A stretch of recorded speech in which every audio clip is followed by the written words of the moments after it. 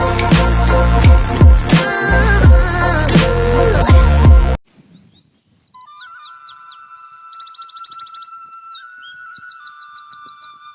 दोस्तों, कैसे हैं आप सब। मेरा नाम है कैफ अली और मैं आप सभी का स्वागत करता हूं आपके अपने YouTube चैनल द ज्ञान कुंभ में। और ये है द ज्ञान कुंभ की स्पेशल सीरीज कक्षा परिचर्चा। आज का हमारा विषय है गणित। आज हम कक्षा 10 का गणित पढ़ेंगे और उसका चैप्टर 2 शुरू करेंगे।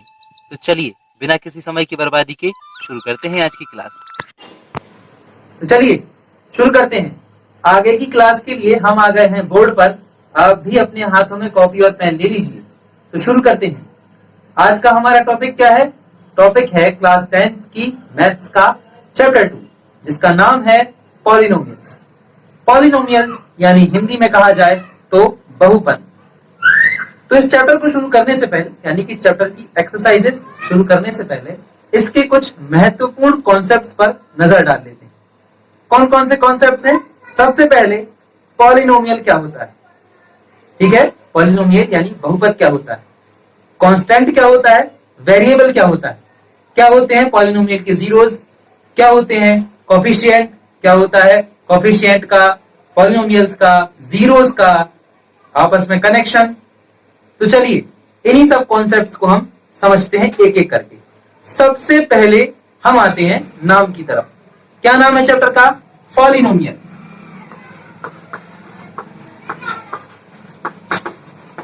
हिंदी में बोले तो बहुपद। आप इस चैप्टर का पूरा कॉन्सेप्ट इस नाम से समझ सकते हैं, बहुपद, है ना। बहु का यहां मतलब बहु नहीं, बहु का मतलब होता है बहुत सारा, है ना। बहु का मतलब बहुत सारा या बहुत, और पद का मतलब टर्म्स, टुकड़े या टर्म्स, है ना। बहु का मतलब बहुत और पद का मतलब टर्म्स। तो वो टर्म जहां एक से ज्यादा, मतलब वो अपन कहें सिचुएशन या इक्वेशन जहां एक से ज्यादा टर्म इकट्ठे हो जाते हैं, उसको हम पॉलिनोमियल कहते हैं। क्या कहते हैं? पॉलिनोमियल कहते हैं। सपोज कर लें आप, जैसे कोई नंबर है हमारे पास 4x + 5। क्या ये पॉलिनोमियल है?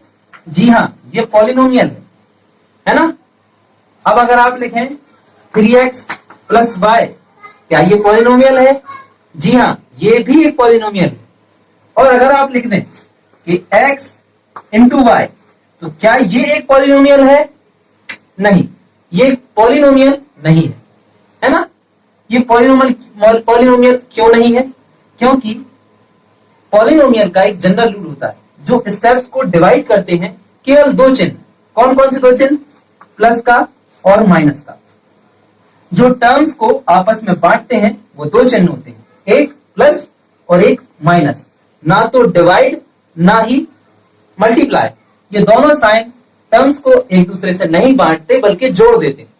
जैसे कि अगर आप x/y लिखें तो ये भी पॉलिनोमियल नहीं है, यहाँ पे कोई बहुपद नहीं है, ये एक ही टर्म है। आप a × b लिख दें तो ये भी कोई दो टर्म नहीं है, ये भी एक ही टर्म है ना। इसी प्रकार आप अगर 3 × x लिख दें तो ये भी एक ही टर्म है। लेकिन यदि आप 3 - x लिख दें, a - b लिख दें और x + y लिख दें तो ये सभी पॉलिनोमियल कहलाते हैं।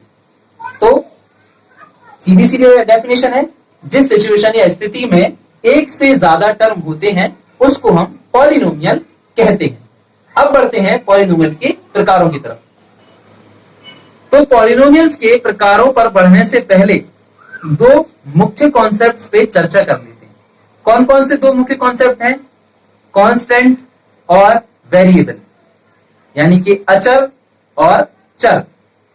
लिख लेते हैं, कांस्टेंट एंड वेरिएबल। हमारे पास ये दो कॉन्सेप्ट हैं, ये है अचर और दूसरे चर। अब इनको समझना कोई कठिन का बात नहीं है, कोई बड़ी बात नहीं है।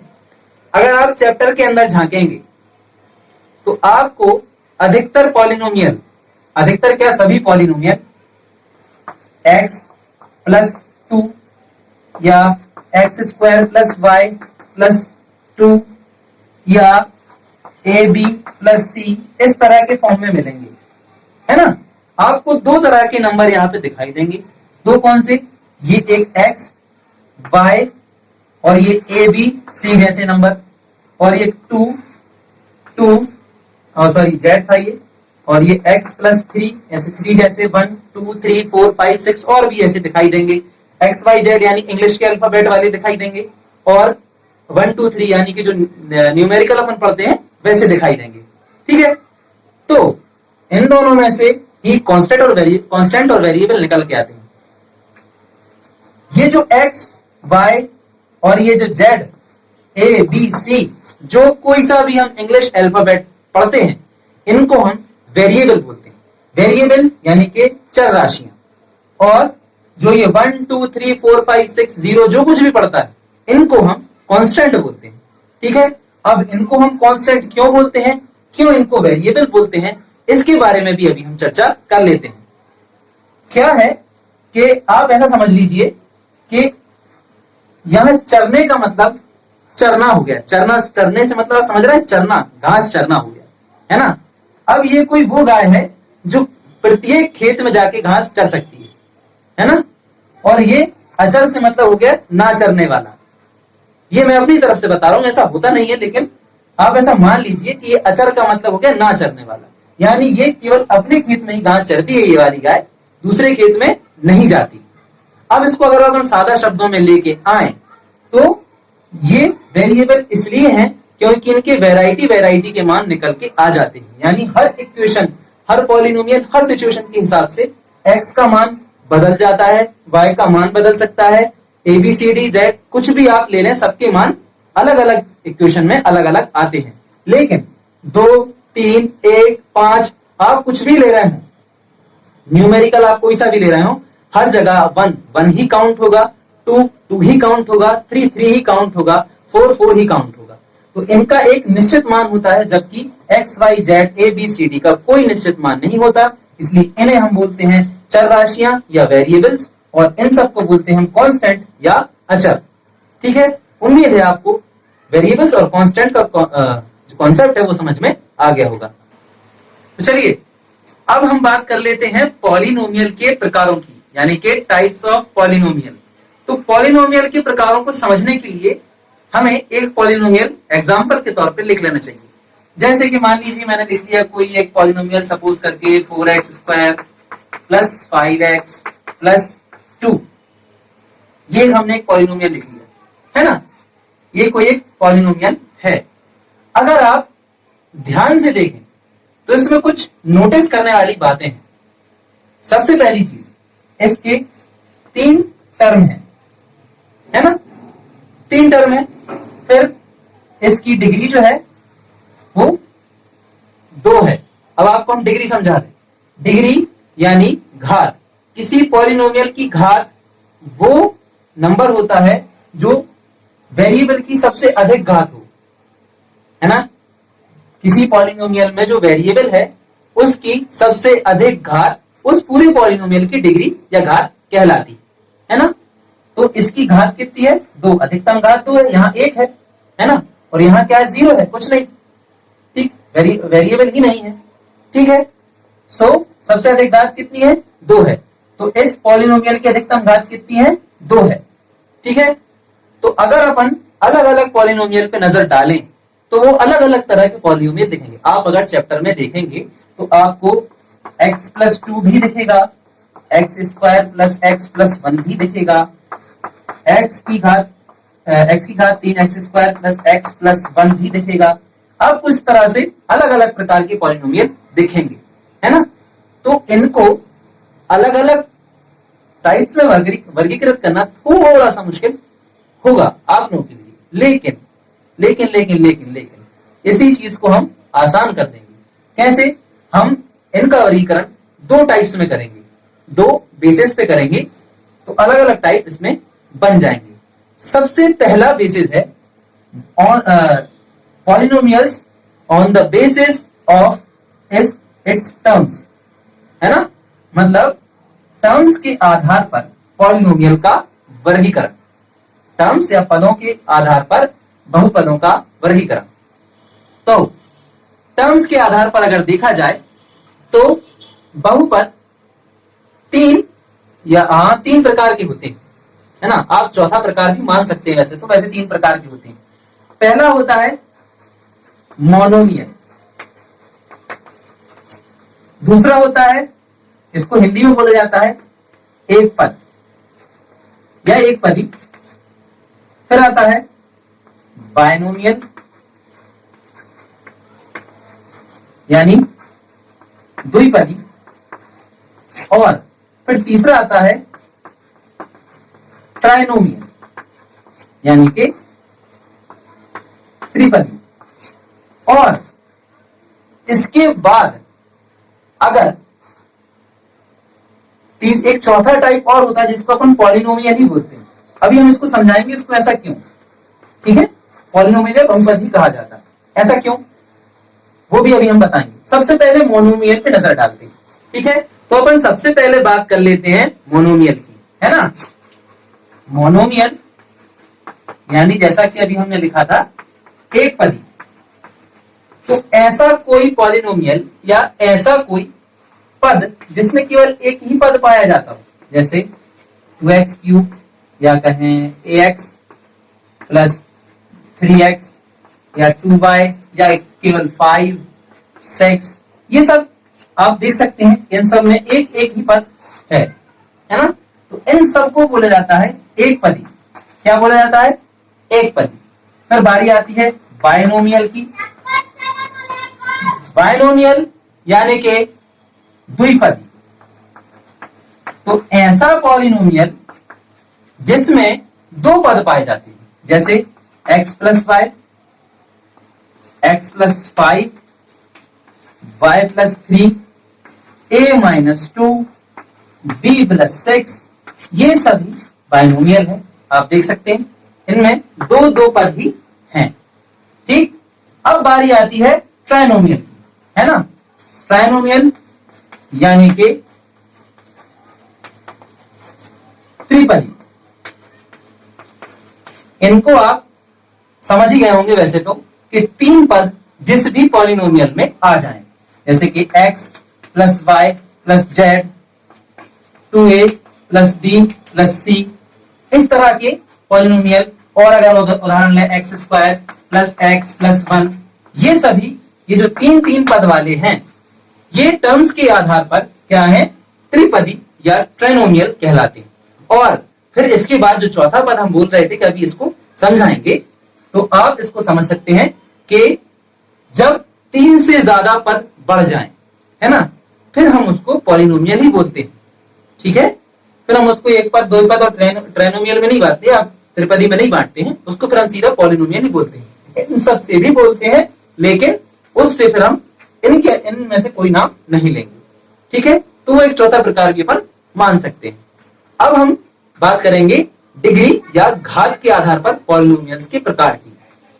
तो अब हम बात करेंगे डिग्री या घात के आधार पर पॉलिनोमियल्स या बहुपद के प्रकारों की। तो डिग्री, जैसा कि मैंने अभी बताया, जैसे आपने कोई देखा होगा x³ plus x² plus 2x plus 5, इस तरह का भी देखा होगा। x² प्लस 3x प्लस 9, इस तरह का भी देखा होगा आपने। x² प्लस 5 भी देखा होगा, और x³ प्लस 1, इस तरह का भी आपने देख रखा होगा, है ना। तो अगर आप देखें तो इस वाले बहुपद की घात जो है वो 3 है, यानी इसकी डिग्री 3 है। इस वाले बहुपद की 2 है, और इस वाले बहुपद की 2 है, इसकी 3 है। और अगर आप ऐसा लिख दें x प्लस 1, तो इसकी 1 है ना। तो अधिकतम घात के हिसाब से बहुपद 3 प्रकार के होते हैं, है ना। आप वैसे तो चाहे तो और ज्यादा मान सकते हैं, लेकिन बेसिकली जो आप इस चैप्टर में पढ़ेंगे वो 3 प्रकार के होते हैं। कौन कौन से 3 प्रकार? सबसे पहला होता है लीनियर, लाइनर भी बोलते हैं कुछ लोग, लेकिन मैं लीनियर ही बोलूंगा। इनको बोलते हैं लीनियर इक्वेशंस या लीनियर पॉलिनोमियल। है ना। इसको अपन हिंदी में बोलते हैं रेखीय या रैखिक, रैखिक भी कहा जा सकता है इसको, रैखिक बहुपद। रैखिक बहुपद जिस भी पॉलिनोमियल की घात, अधिकतम घात 1 हो, जैसे कि ये x+1, इसकी अधिकतम घात 1 है, इसको हम बोलेंगे रैखिक बहुपद या लीनियर पॉलिनोमियल। अब रैखिक के बाद आता है दूसरा प्रकार, दूसरा होता है क्वाड्रेटिक पॉलिनोमियल, हिंदी में कहें द्विघातीय बहुपद। अब ये द्विघाती क्या होता है, आपको नाम से समझ में आ रहा होगा, द्विघातीय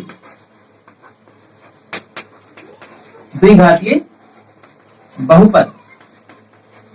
तो द्वि यानी कि दो, घातीय यानी घात वाला, है ना। तो जिस भी समीकरण या जिस भी बहुपद की अधिकतम घात 2 हो, क्या हो, 2 यानी कि 2 हो, मैक्सिमम इसकी पावर जो है वो 2 हो, वो पॉलिनोमियल क्या कहलाता है, क्वाड्रेटिक पॉलिनोमियल कहलाता है ना। अब बढ़ते हैं हम तीसरे बहुपद की तरफ। तीसरा बहुपद है क्यूबिक पॉलिनोमियल, इसको बोलेंगे त्रिघाती, है ना, त्रिघाती बहुपद।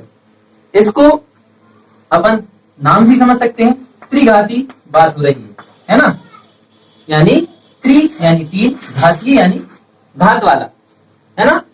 त्रिघातीय बहुपद जिसकी मैक्सिमम घात 3 हो, अधिकतम पावर जो है, अधिकतम डिग्री इसकी क्या हो, 3 हो, वो वाला इक्वेशन कहलाता है त्रिघातीय या क्यूबिक पॉलिनोमियल। इसके बाद आप अलग अलग घातों के अनुसार अलग अलग नाम दे सकते हैं, बेसिकली ये 3 ही होते हैं और ये चैप्टर में आपका पाला इन तीनों से ही पढ़ने वाला है, ठीक है। अब हम बात कर लेते हैं जीरोस ऑफ पॉलिनोमियल, यानी कि बहुपदों के शून्यकों की, जैसा कि नाम से झलक रहा है, शून्यक, है ना, जीरोस, शून्यक। आप इसको समझने के लिए एक कोई भी साधारण सा पॉलिनोमियल लीजिए, जैसे मैंने लिया x-1, है ना। अब इसके बराबर में अगर मैं 0 ले लूं, है ना, और 1 को वहां ट्रांसफर कर दूं, तो x यहां रह जाएगा, इसका ट्रांसफर वहां होगा, ये प्लस वाला होगा, तो 1 आ जाएगा। ये नॉर्मल वैल्यू हम 8th क्लास तक, 9th क्लास तक आराम से इसको निकालना सीख चुके हैं, है ना। अब ये जो 1 है इस पॉलिनोमियल का 0 है, क्यों है, क्योंकि आप जब इस 1 को इसमें रखेंगे, यानी इस वेरिएबल की जगह अगर आप 1 रख देते हैं, यानी 1 आप x की जगह रख दें -1, तो आपका बराबर में जो आंसर आएगा वो 0 आ जाएगा, है ना। यानी कि किसी भी पॉलिनोमियल के वेरिएबल की वो वैल्यू जिसको रखने पे वो पूरा पॉलिनोमियल 0 हो जाए, उसका मान जो है वो 0 हो जाए, उस पॉलिनोमियल को हम कहते हैं, उस वैल्यू को हम उस पॉलिनोमियल का 0 या शून्य कहते हैं, है ना। जैसे ये निकाला हमने, आप और भी देख सकते हैं, जैसे x+4, है ना। अगर आप इसकी वैल्यू निकालें तो x = -4, अगर आप -4 यहां रख दें तो -4 + 4, और आप निकालें तो ये 0 आ जाएगा, ठीक है। आप और भी अलग अलग 0 निकाल के देख लीजिए, और उनको फिर आप जब रखेंगे उस इक्वेशन में, तो उस इक्वेशन या पॉलिनोमियल का पूरी वैल्यू जो है वो 0 हो जाएगी। तो 0 की परिभाषा क्या हुई, 0 की परिभाषा हुई कि वो वैल्यू किसी भी पॉलिनोमियल के वेरिएबल की वो वैल्यू जिस रखने पे वो पूरा पॉलिनोमियल 0 हो जाए, उसे हम उस पॉलिनोमियल का 0 कहते हैं, ठीक है। आज की वीडियो के लिए बस इतना ही। अब इससे अगली वाली वीडियो में हम जीरोस को निकालने की अलग अलग मेथड्स और कोफिशिएंट क्या होते हैं, कोफिशिएंट और जीरोस के बीच का रिलेशन क्या होता है, इनको समझेंगे। वीडियो पसंद आई हो तो लाइक कीजिए, अपने ज्यादा से ज्यादा दोस्तों के साथ इसे शेयर कीजिए, और हमारे चैनल द ज्ञान कुंभ को सब्सक्राइब कर दीजिए, ताकि इसी तरह के एजुकेशनल कंटेंट आप तक पहुंचते रहें। धन्यवाद।